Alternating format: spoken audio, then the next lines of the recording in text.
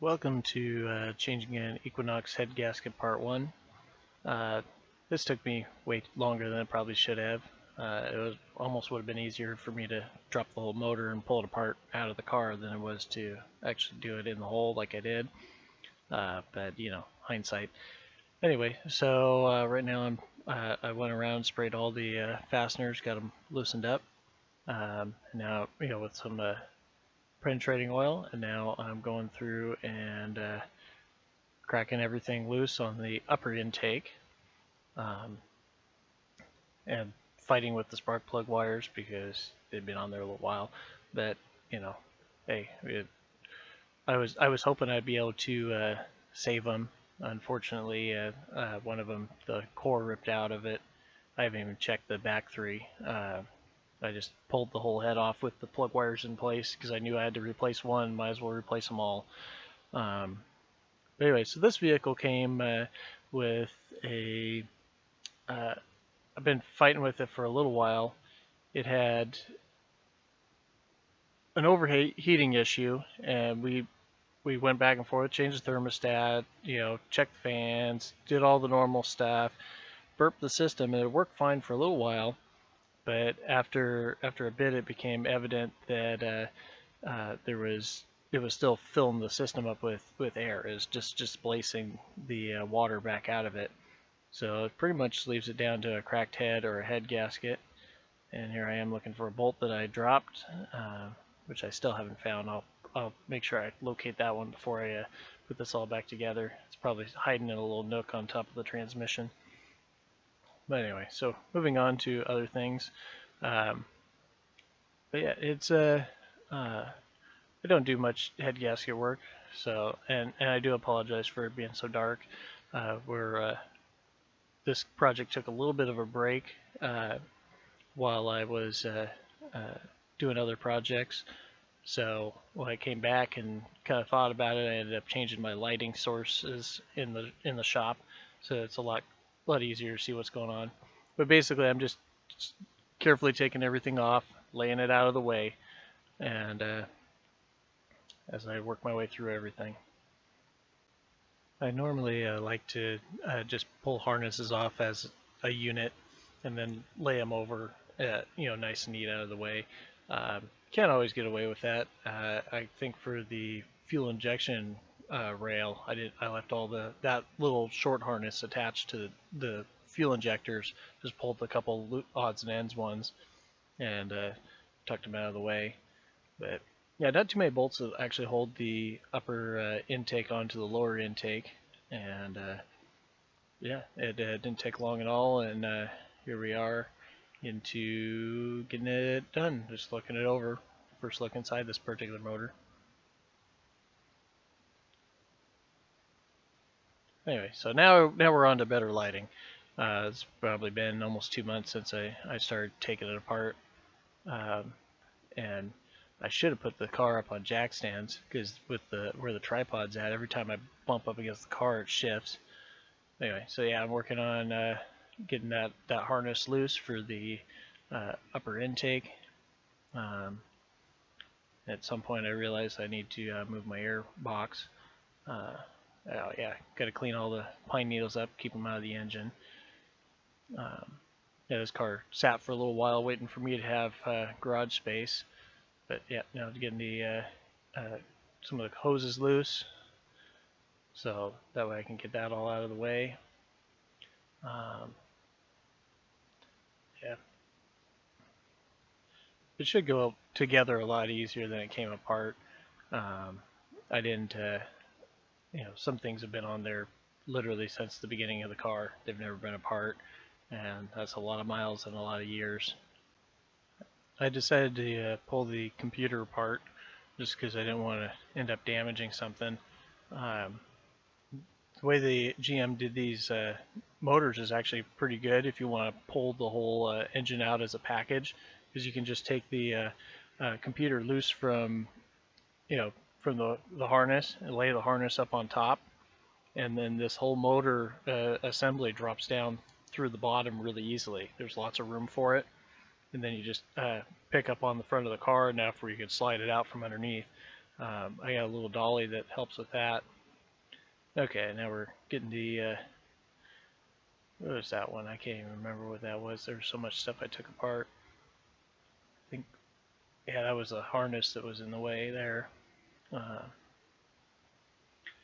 Yeah, I did finally get the, yeah, starting to get the intake loose.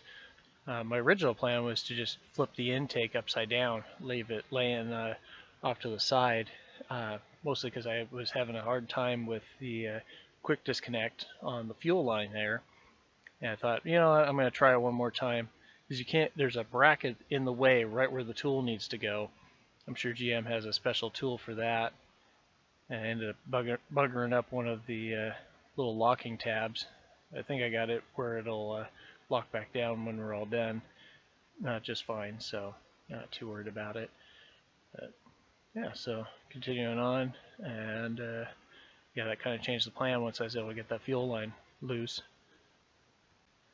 I made a fatal error. Once I got the intake loose, I realized, or started getting it loose, I realized that GM used the lower part of the intake for mounting the valve cover gasket. So then that kind of changed my plan, and I'm about to discover what's going on as soon as I get some of those lower bolts loose. And I realized, oh no, I gotta split it up and pull, because I was originally thinking I was going to pull the front head, the lower intake, and the front head off, and then work on the back head with everything kind of exposed. Because I mean, we're still exploring, seeing if there's anything more major. But yeah, so now I'm just gonna work on getting this ignition setup off the back head, which ended up being not too bad. There's just a couple studs that come up off the head. They kind of mirror the studs on the front of the motor that hold the dipstick and another little bracket down. And but yeah, the whole assembly just pretty much comes off. It's not too bad. I separated out the ignition coils from the bracket just so I could see what I was doing, since I've never pulled one of these apart before. Well, I can't say never. I did an engine swap on an 05 many years ago, but that was motor was trash, so we again dropped the whole thing out through the bottom, and then I just literally lined up one part next to the other and swapped everything over. It's a lot easier with it out of the engine bay. A lot more room to work. Yeah, I got the alternator out, and then there's I think 4 bolts that hold the bracket in place, including the one that goes through the tensioner, which I didn't realize until I'd already had the other ones out, and it would have been nice to have that tensioner out of the way for some of it. But it didn't take very long to realize my mistake, so and yeah, once I got it all out of there, lots of room. Yeah, that bracket had to come off to clear the valve cover, and then I didn't realize that the studs that hold the bracket had to come out too to get the valve cover off, which was a little inconvenient.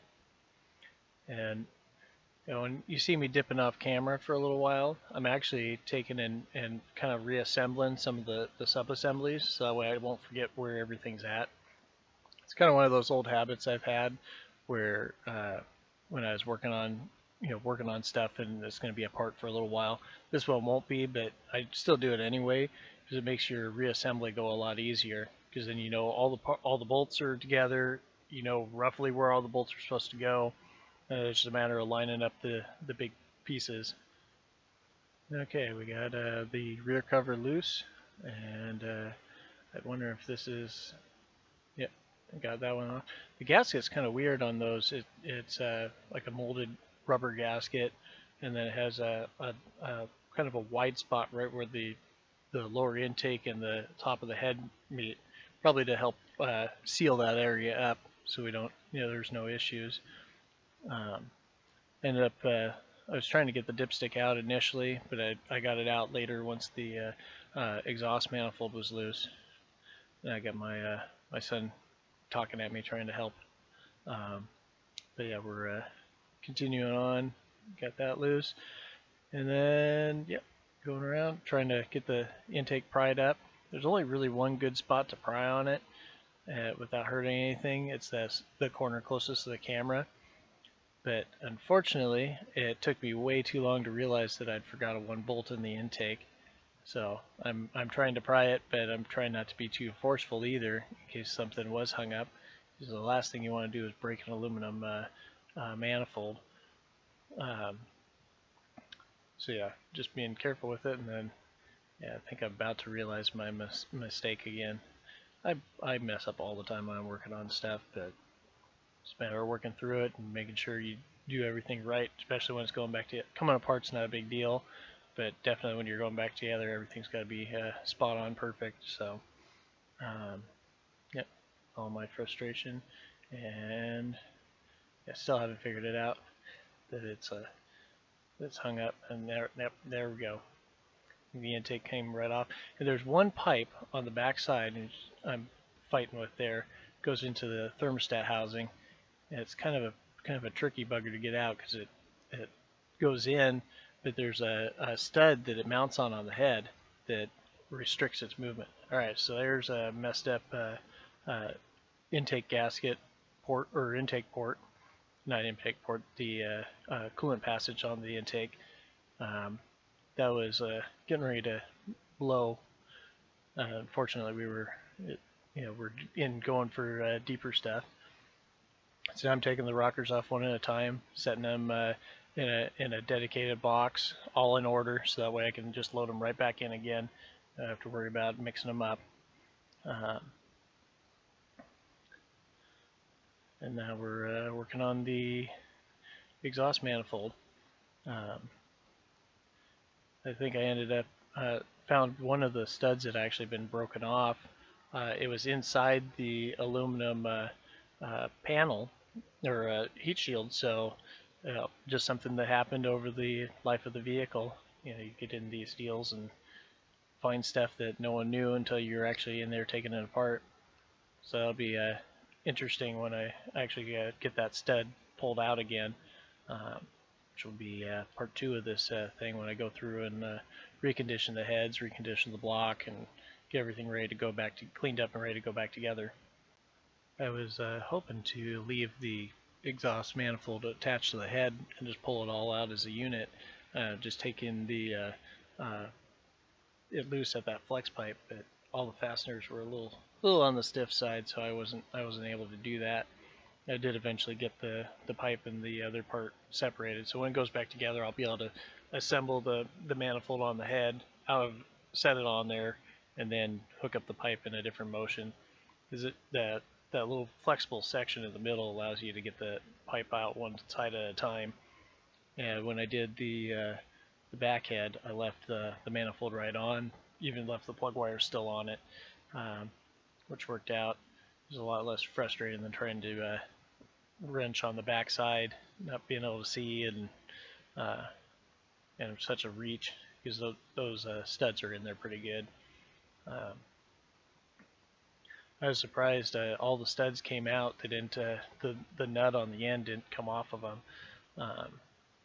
Yeah, it's working out. It worked out okay. Once they came loose, I left the middle one in just to kind of hold the weight. The middle top one, while I was getting the remainder of the bottom ones, because I didn't feel like having the manifold shift and have to fight them so badly. Do stay tuned for part 2 of this series, because I'll show how I check for warpage of the heads, and also how I correct, refinish the surface so it actually seats up really nice. It's a fairly basic method, but it's a lot easier than fixing things at the machine shop, or taking it to a machine shop.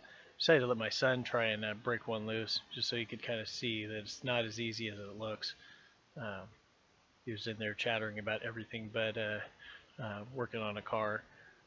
It's kind of hard to concentrate when you're doing that, but it worked out okay in the end. But yeah, head came off, and didn't take Didn't take too long of looking because I'm looking for an obvious failure, and here it is. Nice big old hole in the thing, and I'll talk about it a little bit more in the recap in the end. But yeah, once the head was out of the way, I was able to rotate the flange around and get easy access to the last remaining bolt on the manifold, and it came right out of there. Now I'm sorting all the fasteners off, so that way they're not all mixed together. They're grouped with their proper pieces, which will make the assembly a lot easier when I'm all done. And I'll clean especially all the exhaust fasteners. I'm going to wire brush them real good and anti-seize them when they go back together, because it'll make the next guy very happy when they go to pull them apart and it actually comes apart. And yeah, here I'm starting to work on the rockers for the other side, getting them all cracked loose, and again setting them in the bucket. I had it up on the fender, but I really didn't like it, so I put it back on the floor. I really should have a little dolly behind me for putting parts on, but unfortunately, both my dollies are occupied, and I need to get them cleaned off so I can use them again. And here we go, getting the crossover pipe broke loose. Actually, this side was much easier because on the front side there's like a housing in the way that prevents you from getting that lower bolt. On this one, you can actually snake for the lower bolt. You just run a longer extension and kind of go on the underside like I'm doing right now, and you get a straight shot on it. And the pipe's out, and I went to go start fighting the main exhaust pipe, down pipe, out of there. Sprayed it with a little releasant, but it's just such an awkward angle, and then I realized, oh, I should just go on the underside and pull it out that way, because there's basically a straight shot, which I ended up doing off camera. I just grabbed the impact. I started with a ratchet, couldn't get good leverage because the car's not sitting up high enough for me to actually be able to proficiently crawl underneath. So yeah, just broke out the impact on a long thing, and now I'm just running the impact on the head bolts. They weren't in as hard as I thought they'd be, so wasn't too worried about stripping the threads out on the second side, and out it comes all as a unit. No fuss, no muss. It looks like all the rear head was fine. There was no problem other than the gasket was starting to degrade much in the same way the front gasket was. So it wasn't blown, but it was on its way. Now I'm just going through and chipping all the crusties up and cleaning up the holes and getting all the additional moisture out of the spot. And here we are, almost ready for cleanup. Alrighty then, so got the heads off, got everything, kind of all the big crusties picked out. It looks like this was our culprit for our blown head gasket, and let me bring you over to the gasket itself, and it's this corner. Which one was it? Yeah, it's this corner right here, just all rotted away. Yep, it's the little hole right in the center of the frame. It goes right into the compression ring. So that's that. Heads don't look like there's any kind of a problem. So next video will be me cleaning everything up, and then we'll start the reassembly on this bugger. So thanks to everybody for watching, and I will catch you next time.